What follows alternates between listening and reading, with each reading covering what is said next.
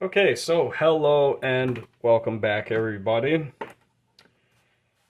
I was inspired to do this video reading some soundboard threads. It's something that I wanted to point out for a while. What I have here are two volume pots. They are for two different soundboards. So let's talk about these soundboards, shall we? So what I have here is a Williams CVSD soundboard. This is the one that was used mostly in Williams System 11 pinball games, but this one is from High Impact Football, and that would use this volume pot. More on that in a second.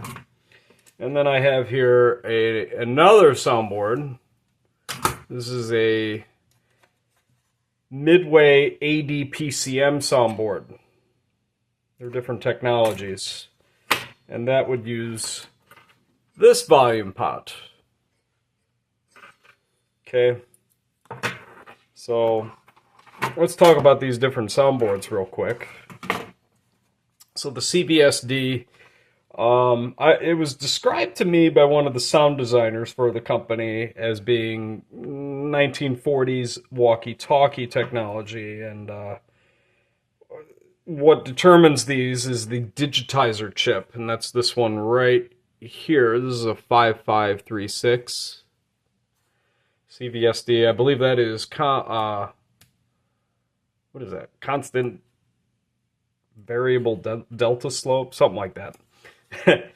But that would use this volume pot, and if you look at the pinout on it, you got a black wire there, a red wire there, and then there's the shield wire here, and this is the plug end of it. So you can see it goes red, black, there's a key pin, and then the shield pin. If I'm in frame. I can't tell. I hope so. Now, the reason why I point this out is because some people, they will be setting up their Mortal Kombat 1 or their NBA Jam or whatever, and they will go to use this volume pot, and they will create a thread on KLOV, and they'll be like, I have no sound, right? And that's when I'm usually the one to ask, like, you know, which volume pot did you use, you know? So that's an issue, right? The volume pot that you're supposed to use is this one, and if you notice, it's only got two wires. It goes orange wire, green wire, and then there's nothing on that side. And this one's actually got the key pin plug thingy in it. And then, you know, I would plug in here. And there you go. That's for ADPCM soundboards.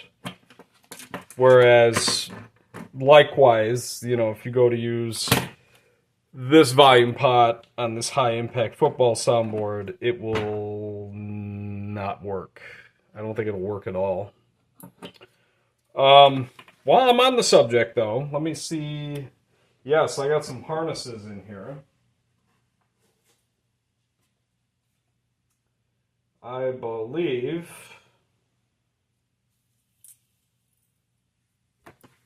this harness goes to this Mortal Kombat soundboard.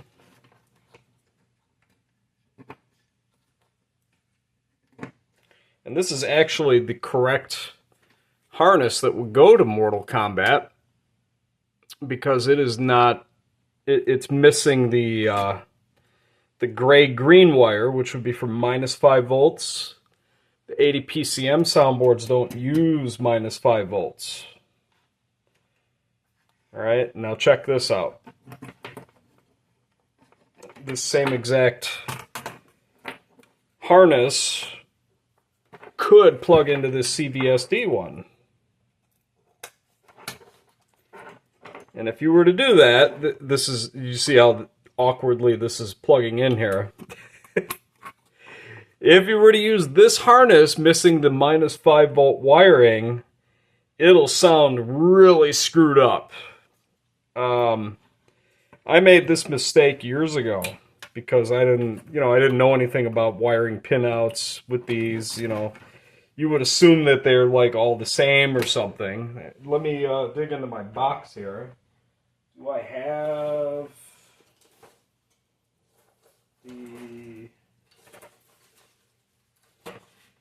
No, I don't believe I have. I don't believe I have the wiring harness for a CVSD soundboard. But there's one more thing to point out, and I don't. Hang on.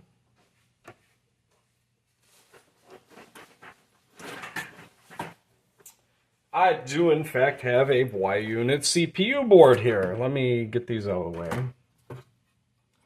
There's another thing that I need to point out, because I have made this mistake in the past. So this is a Y-unit board. This header that this would plug into, okay, that's the correct header, right? So I'm trying to think what this may have been, like a Terminator 2 harness or something like that.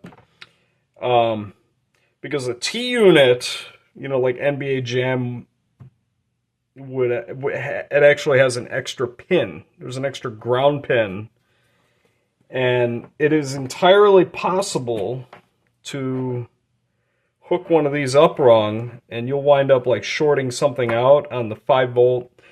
I think it's like 5 volts to maybe, I don't know, maybe 12 volts. Let me look at this. How can you goof this up? There is a way. There is a way to do it.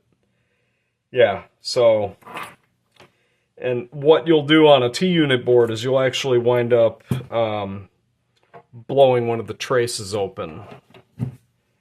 You'll have a big fiasco on your hands. So I just thought I'd throw that out there too. But I think that kind of encapsulates what's going on with this soundboard situation. So yeah, these are different. You cannot mix and match these, and depending on if your game is a CVSD or an ADPCM, CVSD needs minus 5 volts. It's a gray-green wire on here. It's an empty one.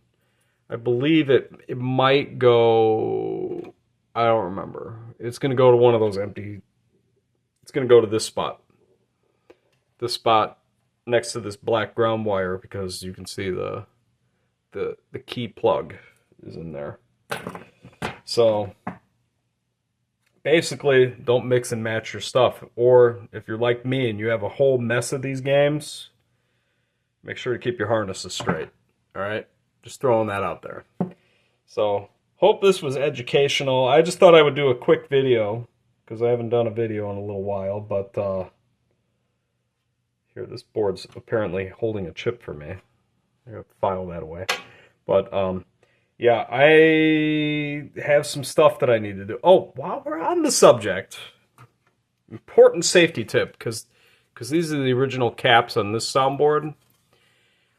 On these, you don't have to worry about the caps leaking, but they will, when they go bad, so you see these are the amplifiers. So if I'm not mistaken, the breakdown of these amplifiers, one of these is, I believe, for two FM channels, so the Yamaha chip, the YM2151, and the other one is for the digitizer in the DAC. But you can see right here, these caps are right in front of these amplifiers. These caps can go bad. And what will happen is it'll get real buzzy. It'll be like, you'll hear it. But on this soundboard, the ADPCM, I already replaced the caps on this some time back. I don't know if this soundboard works or not. I had a few of these a few years back. I just fixed a bunch of them, and one of them I wasn't able to fix. But the original caps that are on these, they will leak, they will outgas, they will do all kinds of damage. And this this soundboard, all of the chips, there are no top solder pads on these. Basically, it's a trace that connects to the through-hole plating, which is the gimmick that connects the part side and the solder side. It's a cylinder in the middle of the board. These traces on the top here, they're super fragile. Super, super fragile. And solder pads on the underside, they're not much better, truth be told. But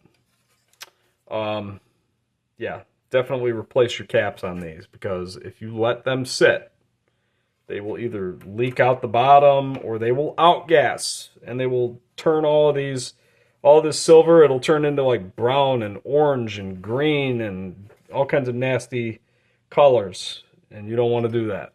So if you have a Mortal Kombat 1, an NBA Jam, Terminator 2, Total Carnage, any of those games, definitely recap your soundboard. Even if it works.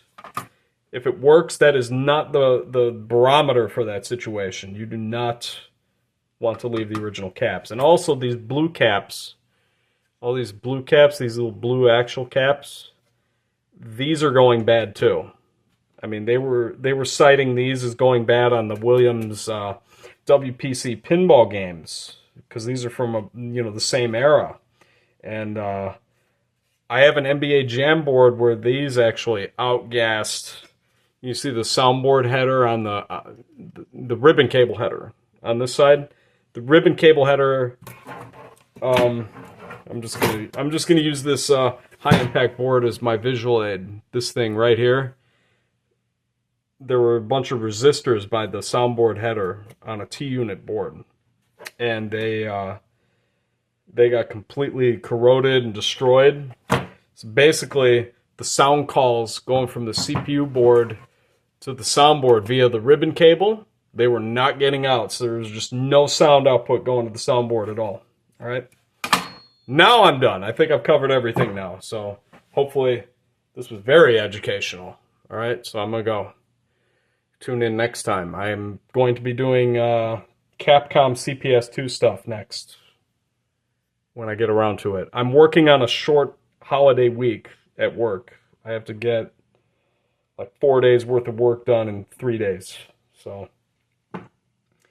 hopefully I'll get around to it this week. All right. Thank you. Cheerio.